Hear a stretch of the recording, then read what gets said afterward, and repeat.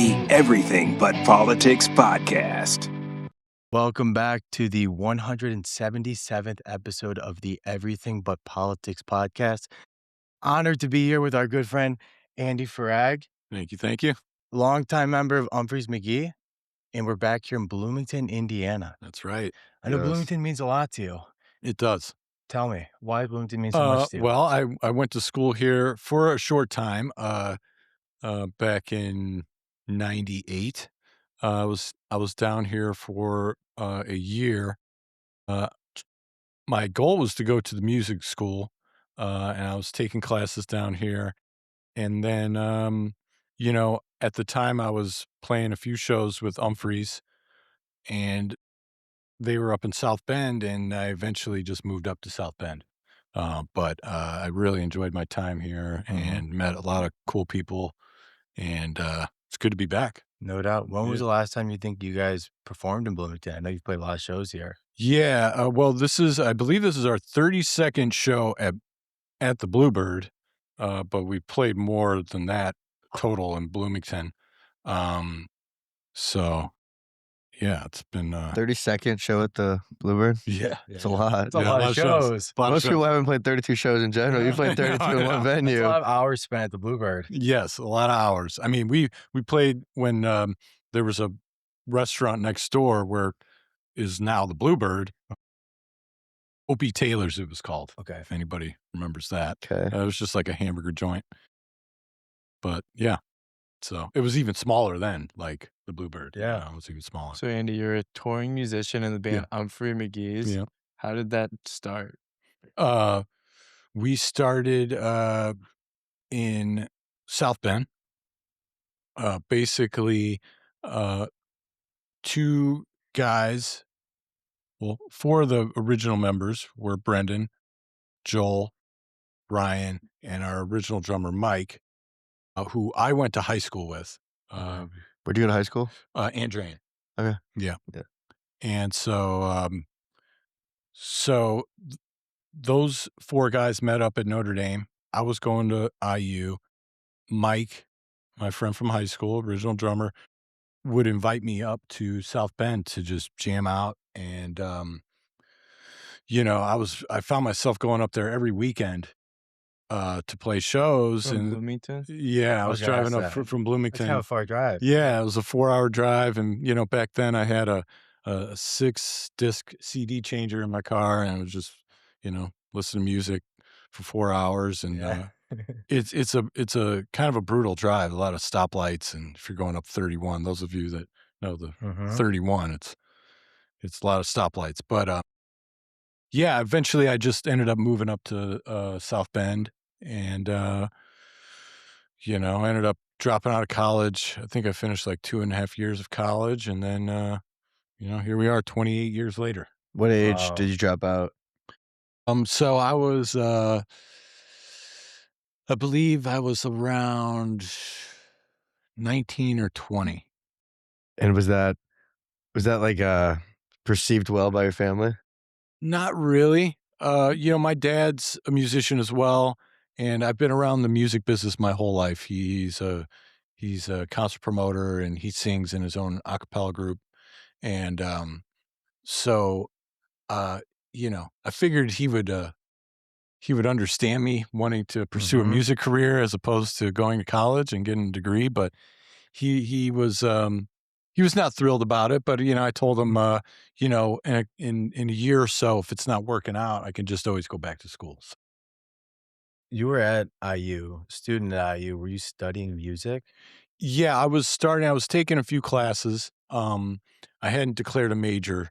I wasn't at that point yet, but I was taking like drum lessons, which was cool to take drum lessons and get credit for. No doubt. That's pretty cool.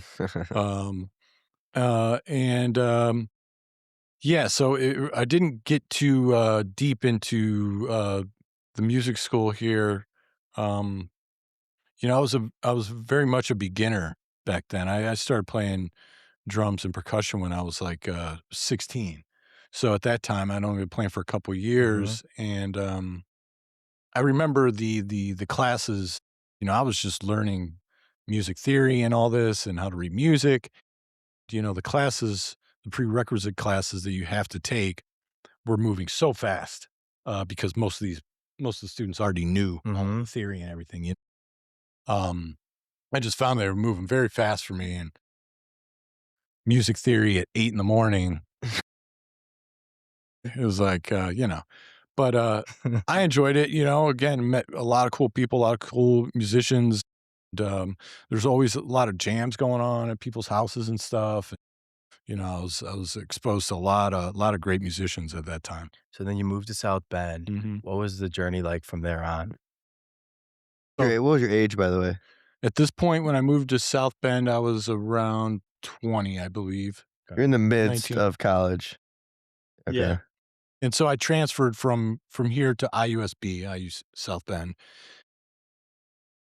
So, once I moved up there, it was full go. We had started traveling to like the East Coast. Finally got some West Coast shows, and we were traveling out there. So, it was a full-time job at that point. When you transferred to IUSB, was your intention to, okay, I'm going to get my degree, I'm going to go there? Or was it just to please your family? At that time, it was really to get a degree to finally, I was like looking like, it's coming time 2 years into your college career. You got to choose a major or whatever. And I was either going to do fine arts or music. So, I was really trying to do that, to please my family, maybe, but, they were chill. I know my dad was not thrilled about me dropping out, but, he definitely supported me in my endeavors. So, Copy. How does he feel now? Oh, it feels great. Yeah, he's been to many shows. This episode of the Everything But Politics podcast is sponsored by Brick House Coffee Co. For all my dark coffee lovers out there, Brick House Coffee has got you covered. Their black is a rich, bold profile for those who enjoy a bold cup with notes of dark chocolate. Now back to the show. So how did your love for the drums come to be? How did you learn and want to even take that up as a kid? Yeah, well, growing up, again, I've been around the music business my whole life. My dad, he had an office at the Star Plaza. I don't know if you guys remember the Star Plaza. I saw a show there, the second to last show there. Yeah. I grew up there. My dad had an office there. I saw many shows there. He had shows there. And so, getting into drums, I had a drum set really young at like 10. And I didn't really like get deep into it. I just played them until the drum heads broke. And then that was it. Up until like, again, when I was like 16, I was hanging out with Mike Miro, high school. He played drums. He would always play drums like solo. And he just set up at a party, and he'd be like, "What's this song?" He'd like play a song, just drums, we'd have to guess. No instruments. Yeah, with no other instruments. Yeah. And it was, it was really cool. And so we were hanging out. I had a basement with some recording gear. And so him and some other friends, we'd come over and jam.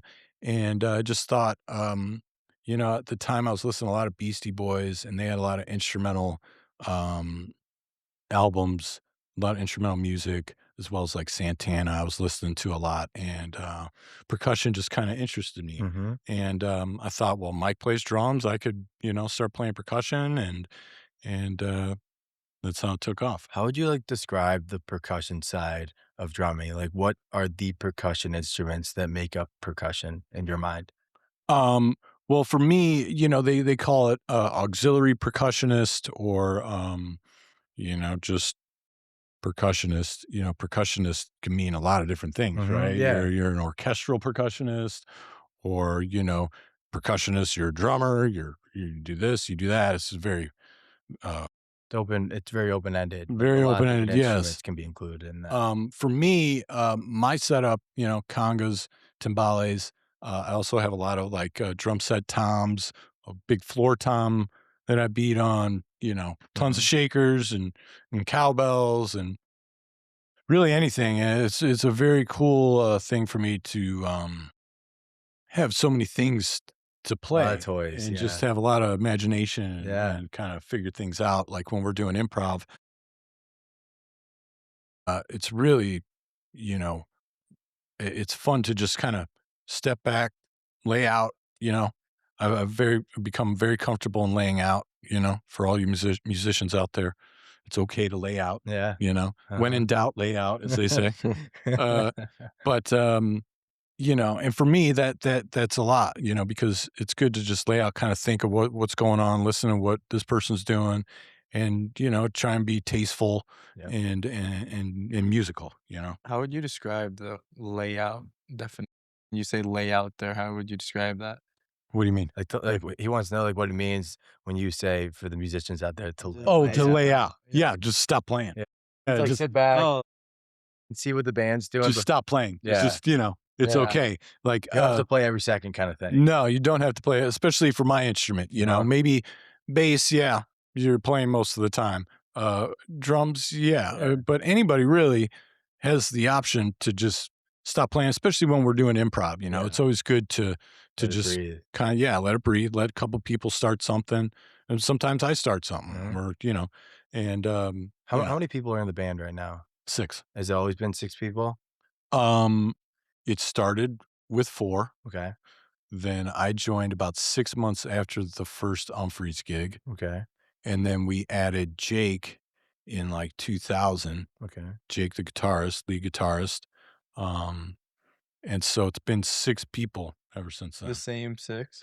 Not the same 6. No, our original drummer left in 2002, Okay. Mike Miro. And then Chris Myers was our drummer until last year, and now we have Scotty Zwang as our drummer. Oh so. yeah, I saw that online.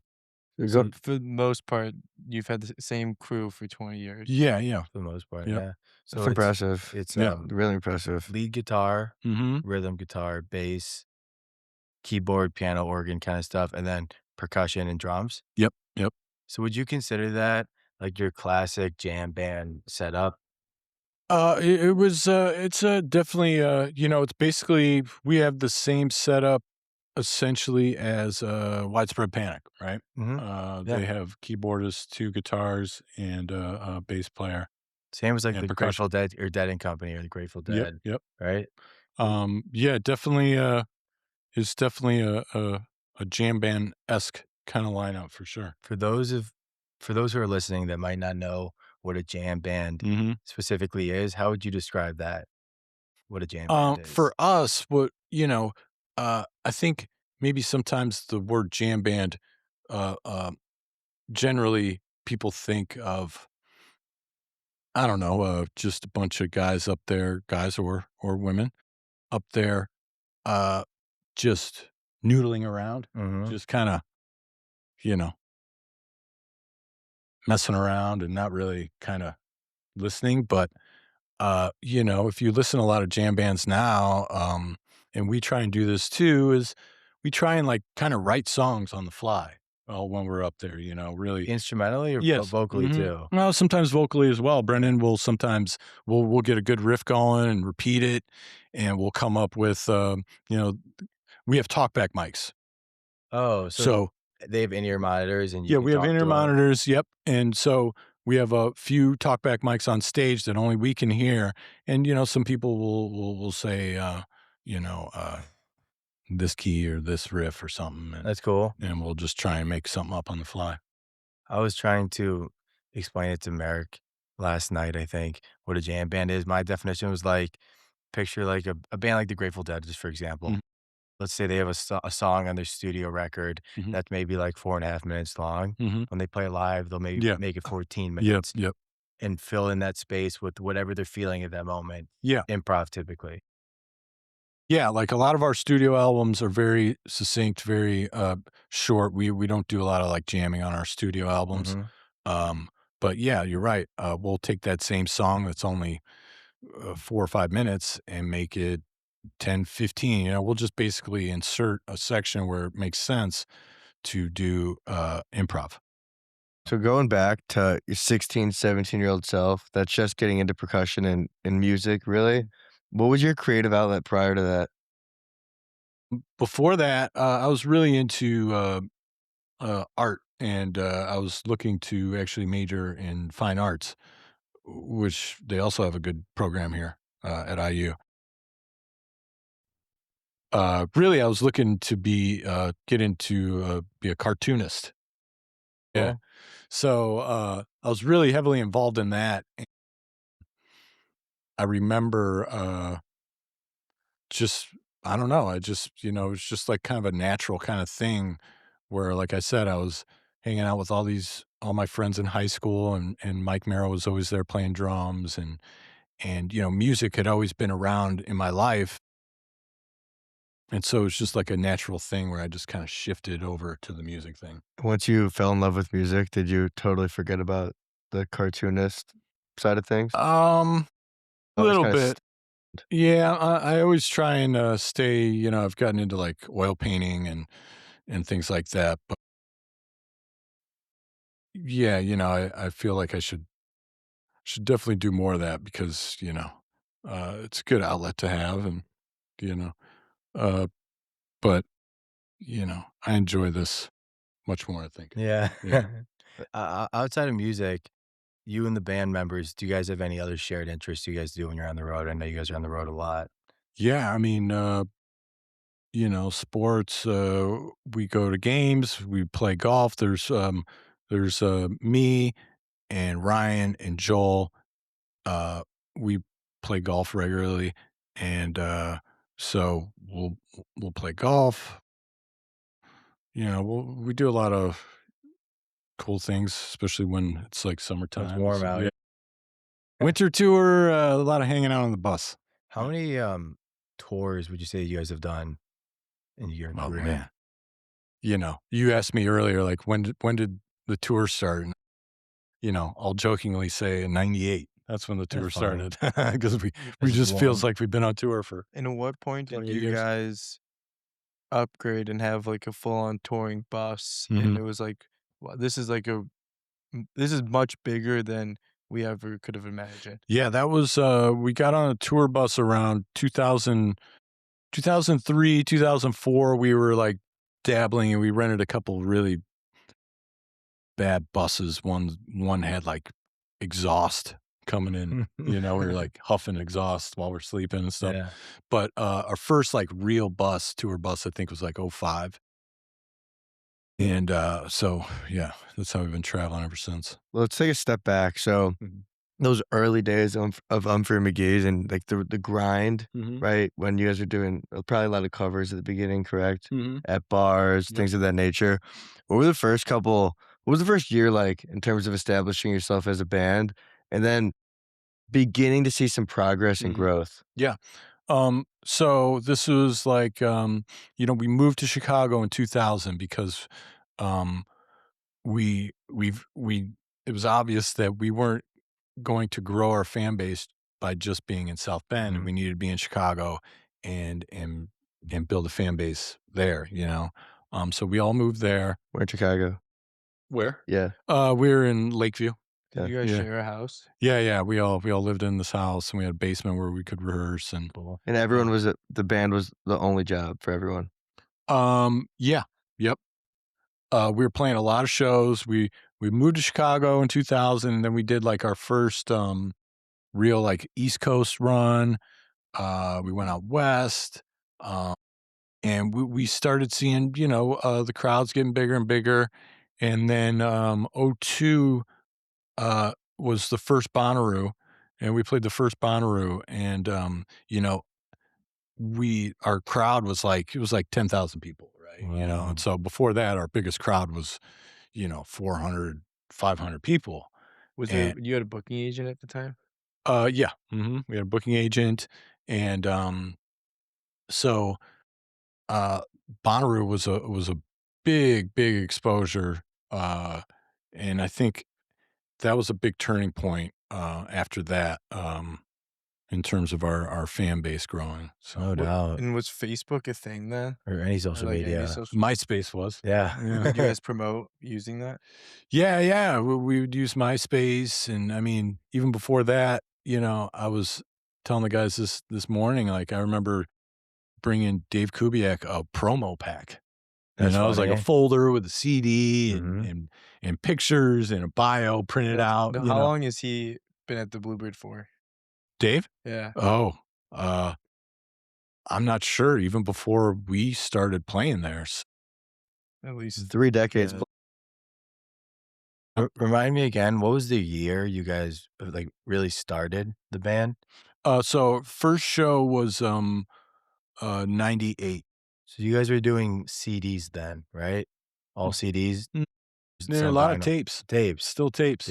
Yeah. Wow. The CD burning thing really hadn't Taken caught off. on, and all the CD burners were really expensive then. So we were still doing tapes. So how long into being a band did it take for you guys to make your first record? The first record, which was entitled Greatest Hits Volume 3, that was our first That's album. what you titled it? Yeah. That's hilarious. This is volume 3. Mhm. I'm actually not on that album. Okay. I'm on every album after that Okay. because they recorded that literally. It was like Brendan, Ryan, Joel, and Mike formed Umphrey's and then went in the studio and just recorded a bunch of songs that Brendan had already had in his previous band, and then Joel.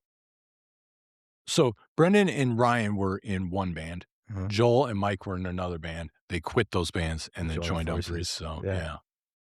Beautiful. Well, Yeah. I remember you've told us this on the golf course, but love to hear it again. How the name became Umphrey McGee's. Oh, Humphreys McGee is a real dude. It's Brendan's cousin. And that's how he pronounces his name. The spelling's different. It's not apostrophe S.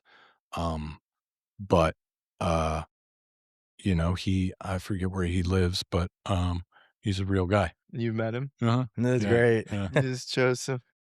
Yeah, he's That is chill. first and last name. Yeah. Humphreys Yeah, McGee. yeah. Yeah, That's Humphreys. awesome. Humphreys. Everybody calls him Humphreys. Yeah. Humphreys McGee. That's so funny. Yeah. Wait, so you go back to you're starting to get some East Coast shows, right? The early stages. You're starting to get some East Coast shows. Mhm. Then you're starting to get some West Coast shows. You're Yep. starting to see some growth. Mhm. What allowed for this growth? Like, how did people find and reach you? So back then, it was very, very grassroots, right? There's no Mhm. social media or anything. So again, those promo packs we'd always hand out. I mean, I'm sure we were on MySpace trying to put some stuff out there, but back then it was just like a lot of word of mouth and just constantly touring. Websites like Jambase were coming about, and jambands.com were two of the main websites where you could get news about the jam scene. And Relics was always a publication where they talk about things, and so it was just, and tapes. We'd always have tapes to give out, and flyers and everything wherever we go, and so looking back, it's pretty amazing that we were able to grow that fan base with what you can use nowadays to promote your stuff. It's so different. Yeah, we just within we started in 98. Within to that point where we were on a tour bus in 2005, it was a lot of growth. There's a lot of growth there. And from, let's say, 2000 to 2010, what was the band's demographic fan base? Oh man, it was at that point a lot of college kids. You know, some older people as well. We noticed a good mix of the older Dead fan base, and but then also a lot of young college kids, and yeah, it was a good mix, I would say. What do you think demographic will be tonight? Night, it would probably be much older. I would say, anywhere from mostly from 35 to 45, I would say. But there'll be some youngsters like yourselves. It's gonna be great. It's gotta be really interesting seeing a fan base grow with you for decades, Yeah, right? yeah. From 2000 to now 2026, seeing the same faces, if you will, but now 26 more years of wear and tear on them. Yeah, man, it's incredible. Like I'll go to, I'll talk to fans and,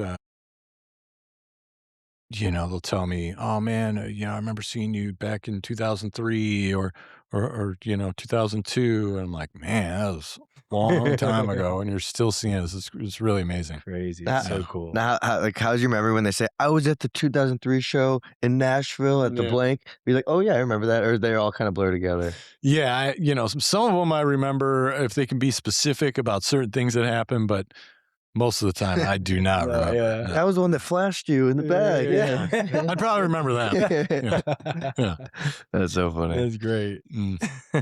So do you find when you guys go on tour like this, like how many stops do you hit on one tour line, like on one shows? Mhm. Like how often do you guys just go all year, or do you guys take a couple weeks off, or how's that like for you guys? So right now, this current tour, we started last week. We did 4 or 5 shows last week. Okay. We had a couple days off. We all went home, and now we're here in Bloomington, and we're doing 4 shows. And then we have a couple days off. We'll still be on the road, and then we play another 4 or 5 shows, and then we go home for another few days. So we'll do like these like Wednesday through Saturday or Thursday through Sunday, go home Monday, Tuesday, Wednesday or so, That's cool. and then fly back. And it really helps with just staying sane, just being on the road. Touching home base for a Yeah, couple days no really doubt. does help. Yeah. What's like the longest stretch you guys have gone, like the most intense touring stretch you guys have done before? I think it was we had a tour where it was like we were on the road for like 6 weeks. Wow. Most of us were on the road for that entire 6 weeks. But I was in my early 20s, so there's no way we could do 6 weeks straight on the road right now. And of those 6 weeks, how many shows were you having every week? Man, I mean, we were playing as many. I remember we had like a week. We had like a 5 days off in the middle of it. But we were doing a lot of shows. How many states you been to? I've been to every state except Hawaii. Hawaii? Yeah. That's it. You guys should book a show out there. Yeah, I know. I'm waiting. That's Yeah, awesome. yeah. Alaska? We played Alaska, yeah. Really? A couple years ago, we did Alaska Salmon Fest. That was very cool. That's really awesome. Oh, it was so cool. It was so cool. It was in August, so we started at 11, and like, the sun, it just like got to dusk, and then it started getting light again at like 2 in the morning. It was really How was the weather? The weather was pretty good. It wasn't cold? Wasn't cold. Summertime? It was summer, but it was like fall weather here. Warmer than this. Yeah, it's much warmer than this. Yep. That must have been awesome. Yeah, it was very cool. Was it like a whole lineup of bands? Mm-hmm. Yeah. They do it every year, Salmon Fest. It's very cool. We have to check that out. You've been exposed to a lot of America. You've seen everything. Yeah. I mean, we've gone back and forth in this country many, many times. What's the greatest lesson in that? The greatest lesson is you learn a lot from traveling. Whether you're in a touring rock band or you're just traveling around, like, man, you just learn so much about people, about places, and I would suggest people generally just go and travel. You just learn a lot. And to road trip is a whole different ball game. Yeah. Oh, yeah. What's your favorite part of America? Man, I really enjoy going out west.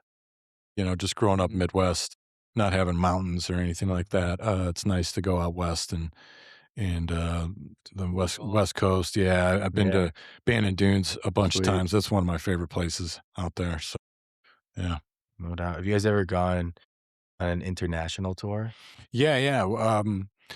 So a couple of years ago we were in Iceland. We were in Morocco last year. We've done a few shows in Europe, and Japan and Australia. So yeah. How do those shows typically come to be? Is there a fan base out there that they request shows, or how does that work for you guys to get down there and make that happen?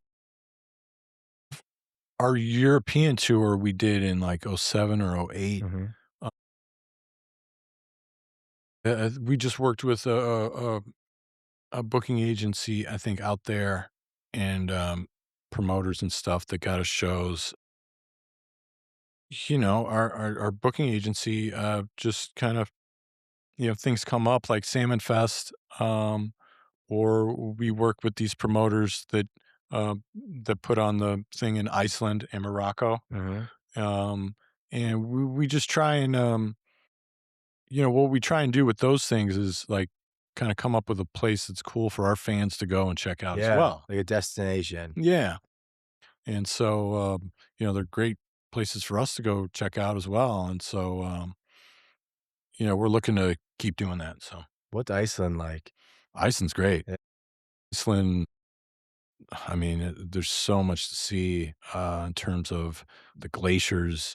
And it's pretty wild how, um, there's volcanoes, a glacier on top of a volcano, and so they have like these this like warning system if ever there's a volcano eruption. And volcano eruption is one thing where the lava just comes flying out, but there it erupts and then melts all the ice on the glacier, and then Bunch all of the ice water. and goes down in all the towns and floods all it. So it's complete, Wow. yeah, complete doomsday kind of Yeah, scenario, yeah. right? So it's very volatile type of place, but beautiful, just amazing, and people are nice, food's great, I can so, imagine. yeah. That sounds awesome. Mhm. And when people think about life on the road, the first thing they think is like rock and roll, like girls, like Yeah. going out, that kind of lifestyle. Drugs. Like, what is it really like? Yeah, what it's really I like? imagine it's not like that all the No, time. no, no, no. What it's really like is a bunch of dudes just sitting around backstage, either looking at their phones or making jokes, you know, uh, after shows, like our Chicago show, we got a lot of friends and family there. That was crazy. Tons of people backstage.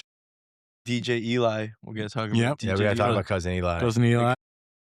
But man, say, tonight may be crazy too. We got a lot of friends coming out tonight, but Awesome. we go to Iowa, we go to most of 80% of our places, and it's just us hanging out Hmm. backstage.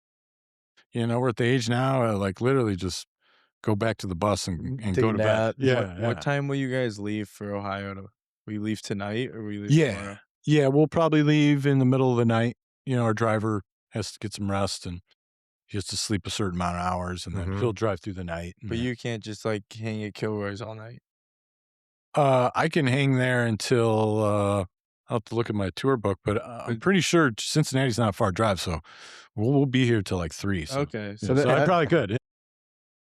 That's like illegal. Your driver legally has to sleep a given or rest a given number of hours, correct? Yes, I don't think there's regulations now, and they regulate it on the bus where I don't think he can drive more than 10 hours in a night, and then he has to Sleep is as soon as he clocks out. do you guys use the same bus driver like for all these years? Or is it always someone else? No. So we rent our buses from different companies. We Mm. try and stick with the same company with the same kind of buses, but sometimes they're just rented out, and there's a ton of different bus companies we can rent from.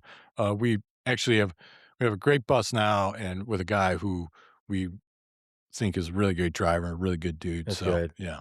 Was there ever a time when you guys were maybe younger that, like, after a show, you guys did the whole rock and roll party thing, or was that never even a thing for you guys?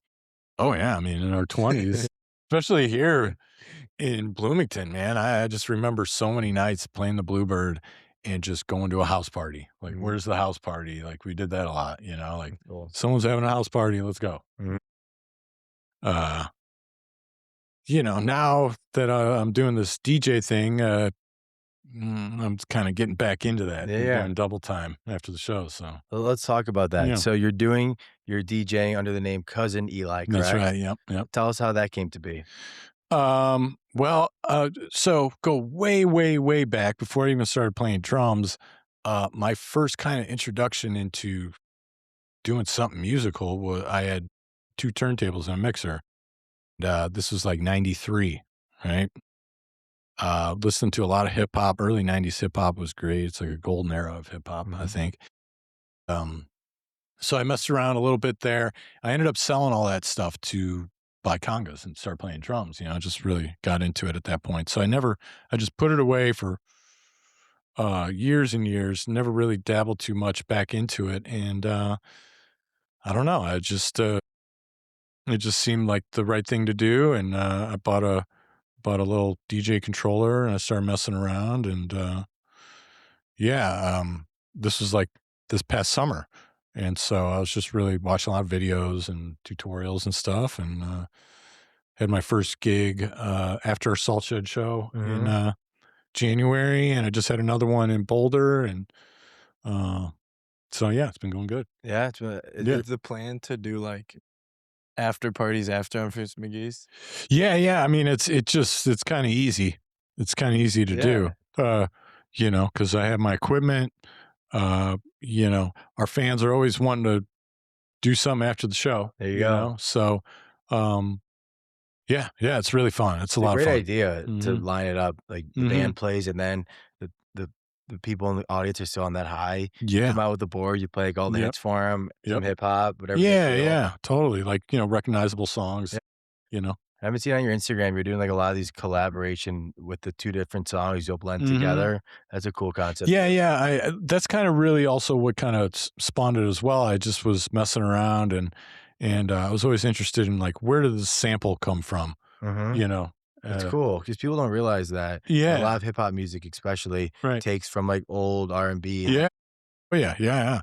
I mean, it's basically like regurgitating all old soul and funk and really anything from 50s, 60s, 70s, and 80s and 90s now. People are sampling. And it's cool. I'm learning a lot with certain songs that I didn't even know. I've been listening to this song forever, and I didn't realize that the sample came from this song, because it was Yeah. slowed down or It's sped cool. up. You don't Yeah. recognize it. Well, another thing that I've seen with your music, and you have such range, right? From all these different genres, Mhm. and like that creativeness to combine them and blend them is very different, right? Because a lot of these genres kind of get thrown in a box. Mhm. What kind of music taste? Where's your music taste like currently? Like, what are you listening to? What is capturing your interest, if you will? Man, I'm listening to a lot of stuff. I listen to these days a lot of R&B. There's a lot of good rock bands that are coming out. This band out of New Jersey called Flycatcher, very good. I think that the rock scene is starting to grow a little more in terms of just like a rock band. I think that kind of faded away a little bit in the mid 2000s. Up until now, but I'm seeing a good um, growth of a lot of like you know grungy, kind of 90s sounding rock bands. It's really cool. Why do you think cool. that they fell off the scene for almost 15 years? I don't know. I think music kind of got more into the DJ EDM kind of thing, and popular music just became more very, very poppy and very EDM oriented or just very pop. And so you didn't see a lot of like rock music in popular culture and popular music. Um, but everything's in cycles, right? Everything comes back around, and I think people just are enjoying uh, listening to bands now again, and actually organically make music on stage. What's up, guys? One podcast, one song every week. Podcast on Mondays, music on Fridays. Check it out. So Being in a jam band, did you find yourself when you were growing up listening to other jam bands, or did you listen to different music? I mean, yeah, I'm listening to jam bands early on. Everything. I listened to a lot of classic rock. I listened to a lot of jazz, Latin jazz, house music, hip hop. Um, everything, just trying in terms of my instrument, trying to take inspiration from a lot of different things. Because your instrument, percussion, is so widespread in everything. Like every song you'll ever listen to has some sort of percussion, Right. whether it's a drum kit or not. It's got Right. some sort of rhythm. Yeah. That's why I love it. It's like it's a very freeing thing, but you also have to really you have to be a good listener to play percussion, and you have to play what's necessary. Don't overplay. Because especially with us, there's 6 people in the band. So if everybody's talking, it's just not good. It's nice. I enjoy when we do improvs where, each of us are doing this simple thing, but the whole sound is this complex, even though we're all doing simple stuff. Do you find when you're playing with the band and you guys have been playing together for so long, and I'm sure there's some telepathic energy going on that you guys all have this group mind that forms when you come together. Do you find that to be true? Absolutely. I mean, after so many years playing together, like I know the licks that Jake's gonna play. I know this bass line that Stasic's gonna play. I don't know it specifically before he's gonna play it, but I know his vocabulary over so many years of playing with him that, and the same goes when you're listening to me. I like, you know, there's main things that I stick to. I always try and like keep it fresh and new every every show, but yeah, after, 20 some years playing together, you definitely learn everybody's vocab, and just the chemistry just gets tighter and tighter over time. How's it been with the new drummer coming in? How has he adapted and molded into that group chemistry? Scotty's been great. We've been having a great time. He's been busting his butt learning all these new songs, imagine. very complex songs. I can only imagine all the parts swimming around in his head. But he's been doing a fantastic job. We're grateful to have him, and yeah, the improvs have been great, and we're having a good time. Well, the fun thing about that is Umphreys McGee, your music is very complex. If people listening don't know that it's not just like your classic 3.5 minute pop song. There's a lot of interesting chord changes and rhythm, and even time change. Yeah. That like for someone just to hop in and play drums on it is not an easy thing to do. No, And I not can imagine easy at you'd all. have to learn the songbook over and over again. How many songs are there? Oh boy, Yeah, that's what I was thinking.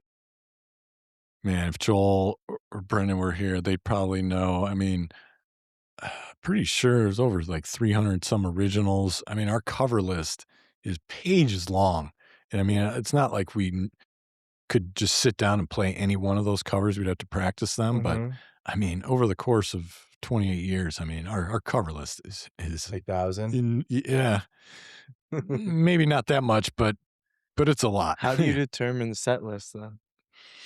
So set lists we write every day, the day of the show. Is it determined for tonight? It's probably being figured out right now. So is it similar to like most jam bands where like every show you'll have a totally new set list? Yeah. Never repeating a song the next day? No. But No. maybe like next week you'll repeat a song that was today? Yeah. Yeah, and like so we'll look at what we played here the last time we played Bloomington. And we'll try not to different. repeat That's songs smart there as because well. those people were probably the last time they saw you was in Bloomington. Yeah. Where is that documented? There's a Umphrey's archive online that has all the shows that we played, all the set lists. Every set list from the beginning. So there's 2,900 shows, right? How many shows have you guys played? Yeah, it's coming up. I think we're right around 2,900. So I think next year we should hit 3,000. So. And you've been a part of at least 98% of those? Yeah. I only missed that first part. So the first show was 98 in January 98. My first show was March of 98. So I missed a handful of shows there in the beginning, but unreal. Yeah. Well, so as you guys are on tour now and you're very busy, what's the ratio between performing and creating? Like, are you guys writing? Are you recording at all, or just Oh, totally performance? yeah. I mean, we're recording right now. We're working on an album. We just released an album a few months ago. We've been working on another studio record. We got a good batch of songs done for that, and we're just kind of, you know, still working on that while we do touring is a little difficult, but we try and find time when we're off the road to either one person will go in the studio and do overdubs or something, or we'll try and find a chunk of time where we can all be in the studio and record. And when you're on the bus, where you have to like ask ChatGPT, studios near me, where do you go to record, or do you have it accessed on the bus? We record most of our stuff in Chicago. We've done a lot of stuff in Nashville. Um, so yeah, it's mostly been in Chicago. Okay. Where do the band members live? Um, well, I live in Chicago. Brennan lives in Chicago. Jake's in Michigan. Joel's in L.A. Ryan's in Charleston, and Scotty's in Denver. It's all Wow. You got all some over the place. range. Yeah. That is You got some range. Yeah. Yeah. So you guys were saying you come up with the set list every morning before the show. Mhm. How many songs you typically play in a show? Well, that depends. Here lately, our improvs have been getting stretched out. So, it can be anywhere from 6 to 4 songs per set. Each song is probably like 10 minutes long, give or take. Yeah, give or take. Some are 5 minutes, some are 20 minutes. That's you fun. know? Yeah. And you mentioned you have a long list of cover songs. How many covers do you play per show? We try and play 1 to 2 covers, no more than that per night. That's cool. I remember a long time ago, it was here in at the Bluebird. We played 6 covers. Yeah, six covers for the show, and I think after that we are like, I think it's time that we step into playing more originals at our shows. 'Cause, early on, it's great. You have to play covers. Yeah. You have to get the crowd to hear some recognizable stuff. What are some of your favorite covers that you guys play? Oh man, I enjoy. Man, we do a Al Di Meola. Well, it's actually a Chick Corea song. Spain. That's a good one. We haven't done that one in a while. I mean, there's so many covers. God, You guys that's a ever, tough one. you guys ever play any Grateful Dead? Yeah. We just played Jack Straw. Bob Weir just passed Yeah. away. It's unfortunate, but we played Jack Straw, and we played one more Saturday night That's a honor him. this week. Yep. That's a good Yep. one. So when we wrap this up, I'm gonna need your Spotify profile and Okay. check out all these playlists. you Yeah. got. Yeah. Probably got some serious range. Yeah. It's very, very rangy. I can imagine. Probably everywhere from 90s golden era hip hop Mm-hmm. to Latin jazz, probably to rock and roll. Oh, yeah. And then maybe like some, I don't even know, stuff I haven't even heard of. I can't even think of Yeah. it. Oh, yeah. Yeah. What made 90s hip hop so unique? Oh, well, getting into the early 90s, hip hop was finally, I think, becoming more mainstream and more in popular music. And, it was becoming, they started doing where it was rapping in the verse and then having a singer sing a chorus, right? Before in the 80s, it was just like just rapping bars, right? And there wasn't no like kind of vocal hooks unless it was a sample or something. But I remember hearing a lot of songs in the early 90s, mid 90s that were incorporating R&B artists singing. So it was like rapping and singing. It was like mixing R&B and hip hop. And I think that really helped make it more popular. And I don't know. There's just a ton of great albums that came out in those early 90s, mid 90s. So if you would say hip hop was the genre of the 90s, what would you consider the genre of the 2000s? Man.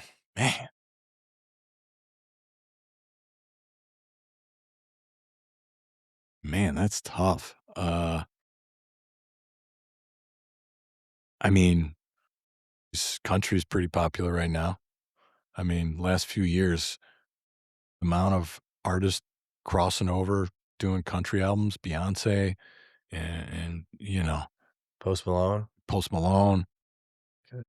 Country Country's the 2020s, Country's man. mainstream now. Yeah, What about the 2000s? 2000s was a lot of, I think EDM really blew up in the mid. Like Tiesto, David Guetta type. Yeah, all those guys. Like, the festivals we started playing were Reaches 2010. mostly DJs. So that really blew up in the mid 2000s. And I remember like Vegas became like, it was like the thing, if you went to Vegas, you went to go see DJs, True. as opposed to go and see a show or something. I think 2000s, you had a lot of like the Green Day sound and Red Hot Chili Peppers too. That's kind of like, Yeah, I feel like 2000s, yeah. that was like early, like late 90s, early 2000s. Yeah, kinda. yeah. Even I feel like when we grew up, like I remember listening to a lot of like Maroon 5, Black Eyed Peas. Black Eyed Peas, It was kind of like a pop. Boom It Pop. was like a pop sound going on. Yeah, it was definitely Yeah. a pop like that sound. radio. Kings of Leon got really exactly. big. Yeah, That was rock. Yeah. yeah. And so then bands were still around. Yeah. Right shortly after that, Became it all just the- kind of a faded. lot Solo- of female pop singers. Yep. Yep. A lot of solo artists. Mhm. Well, another thing, being in this Justin industry Bieber. as long as you have, how has the industry changed in 30 years? Oh man, Right? 'Cause It's- it's changed drastically. it's changed quite a bit. Like I said, just from how you promote your band now, the whole record label thing. It's like, what do you need a record label for? To loan you money that you have to pay back and be hugely in debt, Mm. Now you could just promote yourself on social media, and now basically you have to learn how to promote yourself, which is great because you don't have to rely on these big companies and corporations that are just looking to make money, right? And they just want you to get in this formula of making music. Like, you need to make this kind of music if we're going to give you money to try and sell your music, So it's just changed so drastically different. And now I see, people who may have never gotten a chance, are global superstars now, whereas the old model, maybe they just never, ever got a chance because there are so many good musicians that you've never heard of out there, that either never get a chance or nowadays, because of social media and everything, are able to just blow up. Yeah. Is Umphrey's McGee independent? Yeah. We have our own record label. How about, did you 20 years ago? No, we're on a couple independent labels, SCI, Fidelity, for a while, and so we dabbled in the record label kind of thing, and then we decided to make our own label. What do you advise young artists do today when it comes to signing with a label?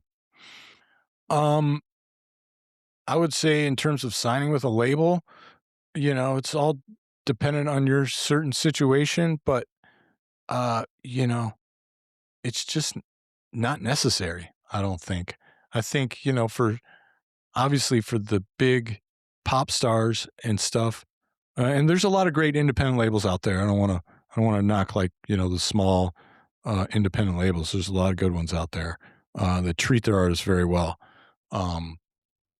But you can basically do it all yourself, right? You can record everything in your house. You can promote it on your social media. So Essentially do what we're doing right now. Yeah.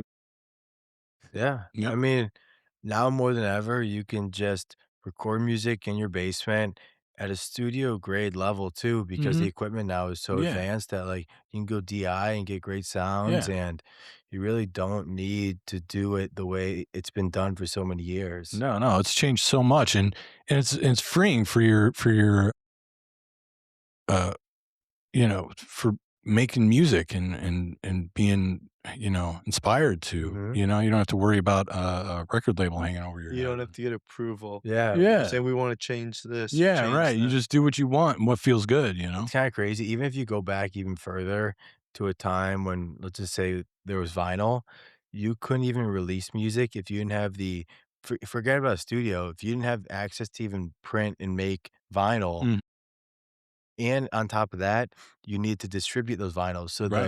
it was such a monopoly that Yeah. if you weren't with a label, first of all, it would be difficult to even get in the studio. But let's say you got into the studio, then you wouldn't even have the ability with the music you recorded to make vinyl and then have the vinyl distributed to a record shop because the labels control all of that. They Right, did yeah. control all of that. Yeah, all that control, is gone now, and, like, I grew up, like I said, my dad was a concert promoter, and, like, a lot of those early artists in the '50s, man, the contracts they signed, they were just basically signing their life, and nobody knew because it was such this new thing. "Oh, record label, this and this." Music printed. And he was working with people in the '80s, I remember this guy, Charlie Thomas, who sang for the Drifters, sang all these big hits, right, for the Drifters, and he couldn't pay his heating bill because he never got the money that he deserved for the music because the record label owned it, and people were just getting ripped off left and right in the early times, in the '50s and '60s, They didn't even know what they were signing. No, they had no idea. They just thought, "Oh, They're gonna make they're my, giving me all this money. They're gonna make me rich. Mhm. Where do I sign?" they're gonna make They my just music get heard. Yeah. They didn't know any better. No. It's unfortunate. And Yeah. you've seen that story go on even in the modern era. Even like Taylor Swift's an example. Like she didn't own any of her masters when she was young, just starting. But now that she gained popularity and she still didn't own them, but she had enough of a following that she re-recorded all of her own music and re-released it so she can own those masters. Yeah, And it was no, it's honestly a great Yeah, Oh, it's brilliant. it devalued the original track Mm. so much Mm. because none of her audience was listening to the older stuff Mhm. anymore because she told them, listen to the new recordings Mhm. because I don't get paid for the old Yeah, ones. and her Mm. fans are They so all- loyal. Yeah, Pretty it's brilliant. amazing. It Yeah. devalued it with millions and millions of D dollars. you Yeah, I know, love that. have you ever Yeah. heard the story with, John Fogerty Mm. and Creedence Clearwater Revival? I don't know the exact story, but I know that when he was with Creedence, when he was younger, he wrote all those Right. great songs, but he didn't own any of them. The Yeah. labels took advantage of him, like the Right. story we've heard before. Yeah. And his whole life, Yeah, for 50 for 50 years. years, he didn't own them, and there was a point in his career they wouldn't even let him play them Yeah, live. yeah, I He remember couldn't that. even perform them. I guess maybe it was like 2 or 3 years ago, he finally got him back. Like he said, he worked some sort of deal to buy him back or get him back. There was a big It lawsuit. was a big lawsuit, whatever it was. Now he at 80 years old, he finally has him back. He's able to play him, and it's just crazy that that can happen to something you wrote in your bedroom as an 18-year-old kid like John Fogerty. When they say you can't even play them. Yeah, and they say you Let can't alone even own them, you can't can't even even play 'em. them. Yeah. Right. And now, like we were saying, people can make their own music and they own that stuff. Mhm. If you're own your own label, you own all that stuff. Mhm. And it just completely takes away from the reason why we all get in this in the first place is just to be free and music is such a freeing thing, like Mhm. to incorporate all this dirty business Yeah. stuff to it is just It muddies the water. Yeah, It for it sure. makes it so like if you're like an outsider looking in, it makes it so unattractive because like all of the legality and all of like the conflicts that have gone in the music industry. It's such like a dirty industry from that point of business. Yeah, But yeah, the yeah. creation of it is so pure and free, Yeah. like you said. Yeah. Yeah, it's a yin yang. Yeah, For sure. absolutely. Yeah. Well, another thing. So you've seen like we've said, you've seen the industry evolve like for 30 years. Mhm. What was once tapes became CDs, and then purchasing like like a 99-cent song or $1.29 song through Mhm. Apple, Mhm. and then streaming, Mhm. and now songs are becoming popular through essentially TikTokification Yeah, and right. going straight and viral sounds. Yeah. Given what you've seen over 30 years, what is the next trend in the music industry? And the next trend, like you said, like nowadays, like there's TikTok charts, right? Mhm, Like mhm. a lot of young kids are looking towards what's popular on TikTok to discover new music, whereas before it was like let's listen to the radio and what's that. So I think it's just more of that. I think it's just more of um, the streaming thing is just going to just keep taking over, really. Yeah. I would really like for it to be more for the artists, right? These streaming services, especially Spotify, don't pay the artists a lot of money. Mm. So, if we could get that figured out and then also uh, improve the quality of the audio from the streaming, That's because interesting. it's funny, like I've just gotten so used to listening to streaming music and I'll put on a CD, right? I'll be like, wow, dude, this CD sounds really good. Whereas when CDs came out, we're like, oh, this digital stuff, like, whoa, it sounds so thin. But now when I listen to a CD, That's it's like, interesting. sounds So you so think much that better. CD audio quality is better than Spotify audio quality? Yes. Why? It's just, th- what they're using to stream is just, it's just a thinner sound. CDs have just a more robust, deeper sound. It's getting almost to the vinyls. I don't want to say it's the same as a vinyl. Do you think vinyl's better than CD? Sound quality? If that's what you're into, some I listen to a lot of vinyl. I enjoy the deep, warm bass sounds that you get from vinyl. And it just sounds real, right? A lot of streaming music is just, and you get so used to it, you don't realize what it should sound like, especially when you listen to vinyl. Or I've been getting back into tapes. I bought this like CD player tape combo thing. Cool. I've just been listening to a lot of old tapes and CDs, and it's great. So I think hopefully they can improve the quality of the stream, the audio quality, and pay the artists more. You know what's interesting? So myself and so many people listening, like they don't even have anything to compare that to because they only listen to the music through Spotify or Right. Apple or YouTube. Yeah. So for you to say that, it probably, for me at least, a light bulb went off. Like I got to listen to something on a CD and kind of be It's able been a to while. have the ability to compare the two because I don't right now. It's been years. It's been years since I've turned on a CD player and listened they to took music. them out. Yeah, I know. Yeah. Can't even. No, it's kind of like that yin and yang you were saying, where like now it's so easy to release music. It's so accessible for anyone. You can record your song and just get on Spotify the next day, right? Yeah. And that's the beauty to it. But at the same time, like you said, you lose the quality that a vinyl or CD has in terms of like the fidelity and that hi-fi that real analog piece of equipment has. But, like the average person wouldn't be able to make CDs or vinyl as easy as releasing on DistroKid or Yeah. something like that. So Yeah, it's yeah. kind of like that, that battle of yin and yang. Yeah, I mean, it's always good to have those medias where you can still listen to that stuff. But, Apple Music, Spotify, Tidal, all these streaming services, I mean, it's here to stay. So No, yeah, it's here to certainly. stay. I got one other prediction for the future of music. Let's hear that. We could clip this up in a couple of years Yeah. if it comes accurate. Yeah. I think you're gonna see in the top 40 a song created all AI.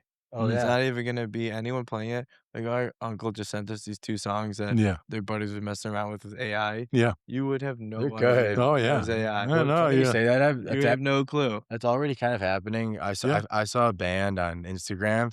They made an Instagram page for it, and all the music they release is AI. Yeah. And like one of the songs already has like a couple million streams on Spotify. It was actually pretty good.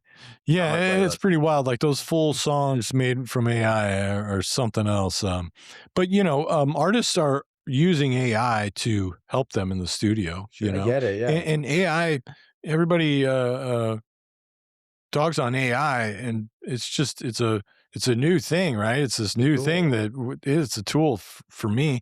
And as long as you don't rely on it so much to maybe write an entire song, there's this program that just came out called Open Beat AI, Okay. and you can literally sing a melody into it, and it'll create like a horn section Really? with the melody that you sing. What's it called? Open Beat AI. That's Very cool. It just came out. And so How'd you discover it? I don't know, just scrolling on YouTube, I think. Okay. Yeah. Classic. And so, and that generally in terms of everything in life, really, we're all going to have to learn how to use AI and use it and help us, Mhm.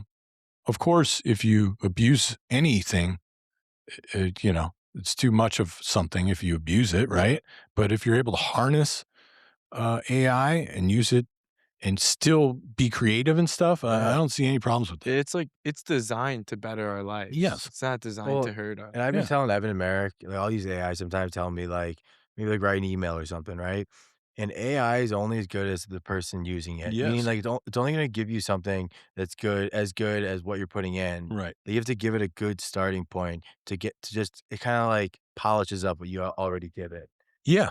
Yeah, it, like, nudges you in the right direction, Exactly. right? Gives It's you like a a little It's a nudge. good brain. influence. Right. I've never seen it do anything bad in terms of, like, the quality of your work. Yeah. So you give it back. Unless you're already Right. starting with bad. Yeah, I mean, some of these AI tracks, you can tell that, the lyrics or whatever, it's all AI. It's a brave new world here with this AI. Absolutely. So outside of this tour, which you still have some time left, but what's next for you in the band? So we're doing this winter tour and we're working on a new album. Hopefully, we'll get that out in the next year or so. And we're just we got festival season coming up and just touring. We got our new drummer Scotty, so he's learning a bunch of new tunes every day, and we're every run we're trying to introduce a new song that he hasn't played with us yet that he's learning. That's cool. So it's, Well, maybe you mentioned festivals. So speaking of festivals, you mentioned Bonnaroo, but let's say a festival lineup comes out in March.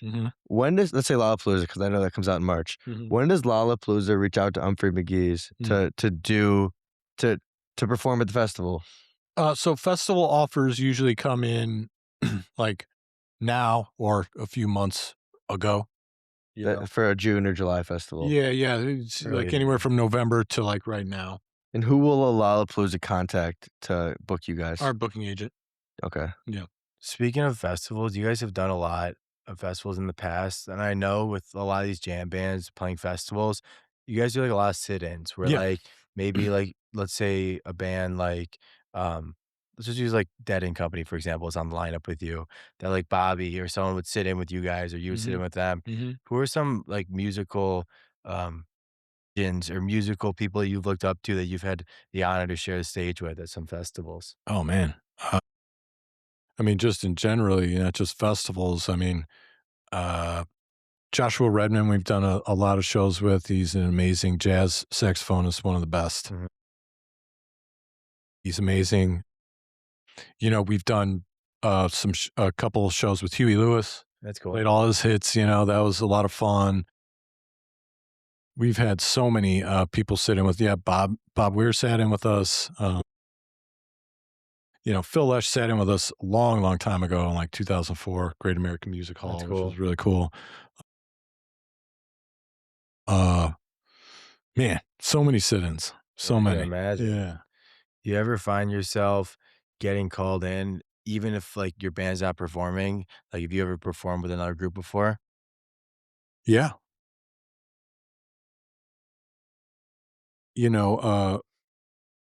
I sat in with the Rhythm Devils, which is Mickey And O'Teal.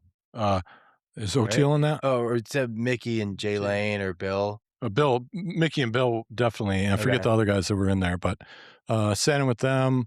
We're always sitting in with, I've sat in on percussion with Mo and Widespread. That's cool. All those guys. So String Cheese.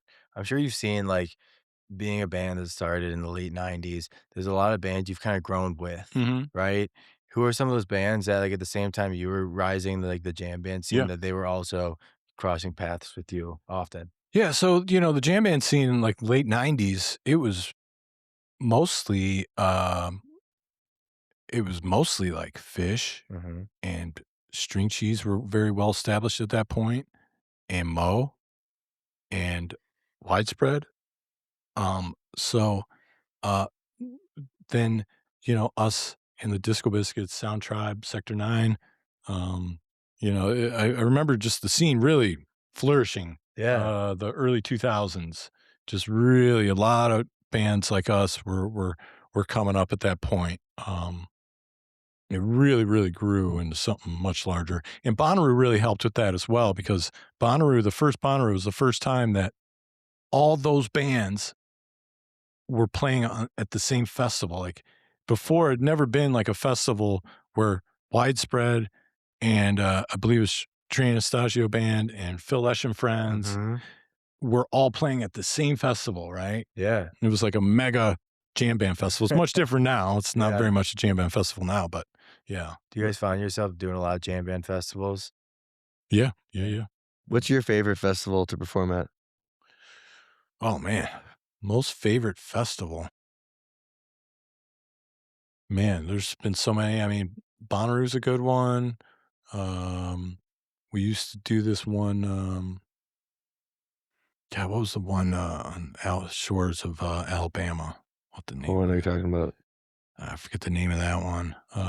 We did a High Sierra Music Festival a bunch of times, which was great in California. You done Lollapalooza? We did Lollapalooza in 2006. Oh, wow. Or 2007, something like that. Yeah. It's changed a lot since then. Oh yeah. I just went this last year, man.